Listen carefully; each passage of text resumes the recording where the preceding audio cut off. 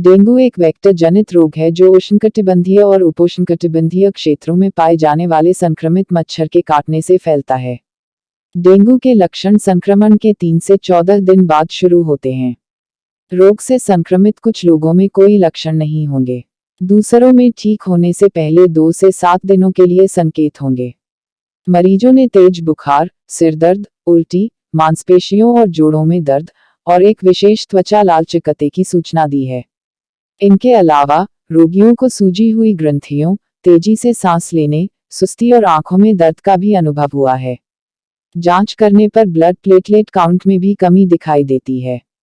आज हमारे साथ है Chandrapur Shivji child care centre के सुप्रसिद्ध चाइल्ड स्पेशलिस्ट डॉक्टर इरशाद अली शिवजी, जिन्होंने बारिश में होने वाले डेंगू जैसे बीमारियों पर हमें इस बीमारी के उपचार, निदान और सुरक्षा के बारे में बताया और बच्चों को किस तरह से सुरक्षित रखा जाता है वह जानकारी दी।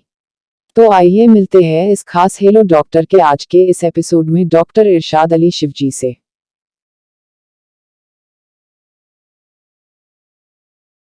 नमस्कार। आज चंद्रपुर महाराष्ट्र से सुप्रसिद्ध बालरोग विशेषज्ञ डॉक्टर इरशाद अली शिवजी सर हमारे साथ हैं। आइए जानते हैं बारिश में होने वाली बीमारियों के विषय में और इन बीमारियों से बच्चों को कैसे सुरक्षित रखा जा सकता है, इस विषय में विशेष चर्चा।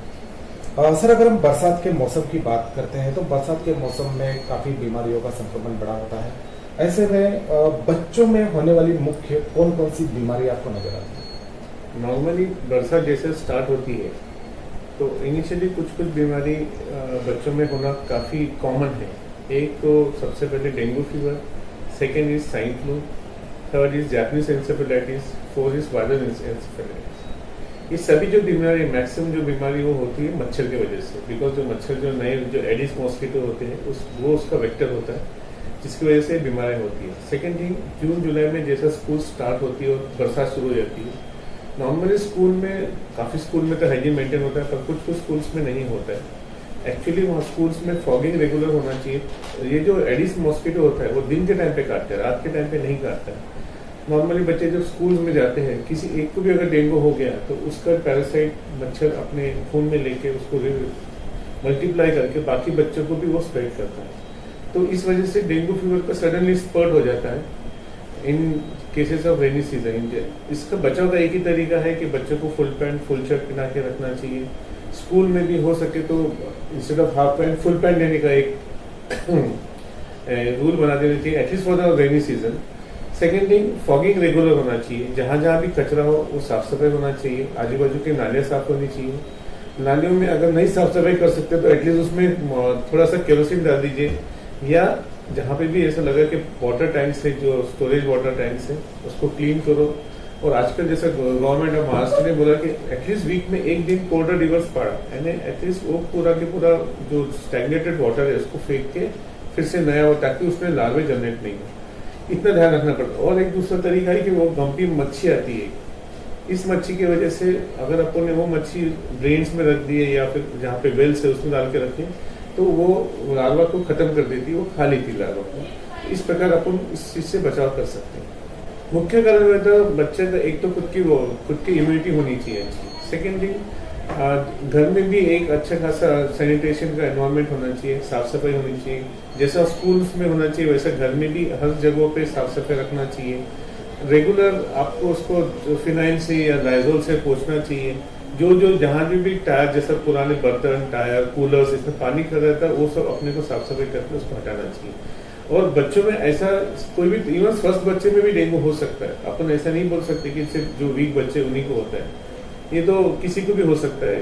दैट्स बेसिकली मॉस्किटो अगर तुम्हारा ज्यादा पैरासाइट इंजेक्ट करता है और अपने बॉडी में उसकी एंटीबॉडीज नहीं है तो ये होना ही है। तो अपने को उससे बचाव इज द ओनली थिंग। और अगर होता है तो फिर उसका इलाज करना पड़ता है। प्लेटलेट्स डाउन होना डेंगू बीमारी का एक वन ऑफ द सिम्टम है, पर ऐसा नहीं कि सभी डेंगू के पेशेंट्स का प्लेटलेट डाउन होता है। कई पेशेंट्स का प्लेटलेट डाउन नहीं भी होता है। प्लेटलेट डाउन होने से वजह से एक डेंजर लेवल है, तो आजकल हम लोग 10,000 के नीचे गया तो ही हम लोग डेंजर लेवल पकड़ते हैं। नॉर्मली 1,50,000 होना चाहिए, पर 10,000 तक रहा तो भी हमको वी आर वेरी कंफर्टेबल। लेकिन ये पेशेंट्स प्लेटलेट्स की वजह से सीरियस नहीं होते। ये पेशेंट नॉर्मली शॉक की वजह से प्रॉब्लम में जाते हैं। इसको हम लोग डेंगू हिमोरेजिक शॉक बोलते हैं या डेंगू शॉक सिंड्रोम बोलते हैं, जिसमें पेशेंट्स का बीपी कम होना शुरू हो जाता है, जिसकी वजह से बॉडी का जो प्लाज्मा जो फ्लूइड है वो एक्स्ट्रा वास्कुलर स्पेस में शिफ्ट हो जाता है और पेशेंट शॉक में चला जाता है। ऐसे इसमें जो मेन इंपॉर्टेंट लक्षण होते हैं बच्चों के वो है, एक तो बच्चा सुस्त हो जाता है, कॉन्शियस नहीं रहता है, हाथ पैर ठंडे हो जाते हैं। अगर अपन उनकी नाड़ी को हाथ लगाएंगे जिसको पल्स बोलते हैं, पल्स एकदम वीक हो जाती है और पल्स का रेट बहुत बढ़ जाता है। ये जो कंडीशन है ये जैसे ही पेरेंट्स के ध्यान में आती है तो तुरंत लेके आना चाहिए। नॉर्मली पेशेंट और 2-3 चीजें का कंप्लेन करता है। एक तो उसको लीवर की जगह जहाँ के राइट साइड में चेस्ट के नीचे बहुत पेन होता है। सेकेंड थिंग वॉमिटिंग बहुत होता है और हेडेक बहुत होता है। ये अगर सिम्टम्स है तो समझना कि डेंगू होने के चांसेस पूरे है और टेस्ट करना बहुत जरूरी है। डेंगू के लिए कार्ड टेस्ट आ गया है आजकल और एक एलिजा टेस्टिंग भी होता है।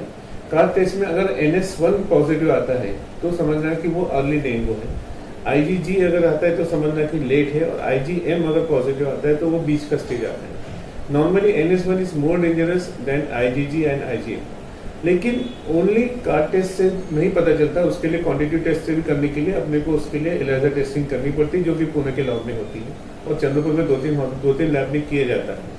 लेकिन मेन उसका टेंशन NS1 पॉजिटिव आना या डेंगू पॉजिटिव आना नहीं है। तुम्हारे बच्चे के बाकी सिम्टम्स के देखना बहुत जरूरी है, जैसा उसका प्लेटलेट काउंट, उसके बाकी हीमोग्लोबिन राइज हो रहा है कि नहीं। कभी कभी हीमोग्लोबिन उल्टा होता है इसमें, जैसा बाकी मलेरिया में हीमोग्लोबिन ड्रॉप होता है पर इसमें हीमोग्लोबिन राइज होता है। राइज होने का कारण ऐसा है कि सिंपल है, बॉडी में से जितना फ्लूइड है वो बाहर शिफ्ट हो गया, तो जो RBC जो हीमोग्लोबिन जो सेल्स है वो सेल ब्लड वेसल्स के अंदर ही रह गए, इसकी वजह से वो हीमोग्लोबिन राइज हो गया। हीमोग्लोबिन अगर राइज हो रहा है तो समझना it's a dangerous sign. Dengue के लिए ऐसा एज इट इज कोई उपचार पद्धति नहीं है। We is just an symptomatic treatment, जिसको हम सपोर्टिव ट्रीटमेंट बोलते हैं। अगर वो शॉक में है तो उसको अपने को एंडोट्रॉप्स एजेंट यानी जो बीपी बढ़ाने की जो मेडिसिन है वो चालू करने पड़ते हैं। फ्लूइड देना पड़ता है, बहुत ज़्यादा फ्लूइड देना पड़ता है ताकि यूरिन आउटपुट मेंटेन रहे, उसके पल्सेस अच्छे रहे। सेकेंड थिंग, उसको मिलिडोन नाम का एक ड्रग है, डोपामिन नाम का ड्रग है, जिसकी वजह से उसको अपन उसका बीपी मेंटेन करते हैं। हाँ, अगर बच्चे को ब्लीडिंग शुरू हो रहा है, कहीं पे वो शॉक में जा रहा है, तो एक आईना टेस्ट होती है जिसकी वजह से समझ में आता है कि पेशेंट हो सकता है कि वो ब्लीड करे। इसे टाइम पे अपने को उसको प्लाज्मा लगाना पड़ता है और कुछ वेरी रेयर केसेस में प्लेटलेट्स भी लगाना पड़ता है। लेकिन plasma is the main treatment of dengue fever and second thing only fluids. अगर फ्लूइड्स तुम अच्छे से देंगे और अगर अर्ली केस में अगर अपने को उसको डिटेक्ट हो जाता है तो पेशेंट्स की डेथ की चांसेस हार्डली 1% है। 99% पेशेंट्स को कुछ नहीं होता। डेंगू से सबसे पहली बात तो बचाने का एक ही तरीका है, prevention is better than cure. खुद को बचाओ मच्छर से। सेकेंड थिंग, घर के आजू बाजू की साफ सफाई रखो। अगर बच्चे को फीवर आ रहा है, हेडेक हो रहा है, वॉमिटिंग हो रहा है तो तुरंत डॉक्टर से सलाह लीजिए। अगर डेंगू पॉजिटिव भी आता है तो तुरंत एडमिट करने की भी जरूरत नहीं है। ऐसा नहीं कि हर पेशेंट को एडमिट ही करना पड़ता है, लेकिन आपको डेंजर साइंस अगर बता देते हैं कि पेट में दुख रहा है, वॉमिटिंग हो रही है, हेडेक हो रहा है, बच्चा ठीक नहीं लग रहा है, ऐसा अगर कभी भी होता है तो तुरंत लाके उसको हॉस्पिटल में एडमिट करके IV फ्लूइड्स लगाना शुरू कर दीजिए। जितना भी हो सकता है उतना ओरल इंटेक दीजिए और उसको अच्छे एनवायरनमेंट में रखिए। पेशेंट नॉर्मली ठीक हो जाने के चांसेस बहुत अच्छे होते हैं। सबसे पहले बरसात के मौसम में जितना हो सके उतना बच्चे को बाहर खाने के लिए अवॉइड करना चाहिए। स्पेशली जो पानी पूरी होती है, जो बाहर के नूडल्स, मंचूरियंस, ये सब चीजों को जितना हो सके उतना अवॉइड करें। बरसात के मौसम में no outside food, it has to be very hygienic. अगर आप कहीं जाते भी है तो रेस्टोरेंट सी टू इट की वो हाइजीनिक प्लेस पे हो, आजू बाजू का उसका जो परिसर है वो क्लीन, नीट एंड टाइडी हो। फूड और जितना भी जैसे भी हो सके, बरसात में usually problem water borne disease का भी बहुत ज्यादा होता है, गैस्ट्रो बहुत ज्यादा होता है, क्योंकि पानी बरसात का इधर सब ड्रिंकिंग वाटर में मिक्स ही होना है। सब जगह फ्लड्स आता है जिसके से फिल्टर सिस्टम भी बहुत बार काम नहीं करते। ऐसे टाइम पे हमेशा याद रखो कि बरसात के 3 महीने में अपने जो पुराने मदर फादर भी थे वो भी सबसे पहले फिटकड़ी बोलते, जिसको एलम बोलते, वो पानी में ऐड करके उसको सेडिमेंट करके ऊपर का पानी अलग निकाल के फिर उसको बॉईल करके यूज करते थे। हो सके तो अभी आप घर में फिल्टर लगा लीजिए या तो फिर आप पानी बॉईल करना is the best way to अपने आप को बचाव के लिए। दूसरा, बाहर खाने अवॉइड करेंगे जिसकी वजह से आपको गैस्ट्रोएंटेरिटिस का भी प्रॉब्लम बहुत कम हो जाएगा। जैसे हॉस्पिटल्स के मोबाइल नंबर है, यहाँ पे 24 आवर्स हमारे हॉस्पिटल में रेजिडेंट्स रहते हैं। आप कभी भी हमारे हॉस्पिटल में आ सकते हैं। एक फोन करके आपको हम तुरंत हॉस्पिटल में आने की सलाह देते हैं। पहले हमारे एक RMOs यहाँ पे चेक करते हैं, जरूरत पड़े तो कंसल्टेंट भी आके तुरंत उस पेशेंट्स को चेक करते हैं। And we have all the facilities like ventilator, oxygen, monitors, everything. we have definitely have a backup of blood bank services and also critical care services. But ये सब होने से बेटर है कि तुम बचाव करो, अपने आप को बचा के चलो.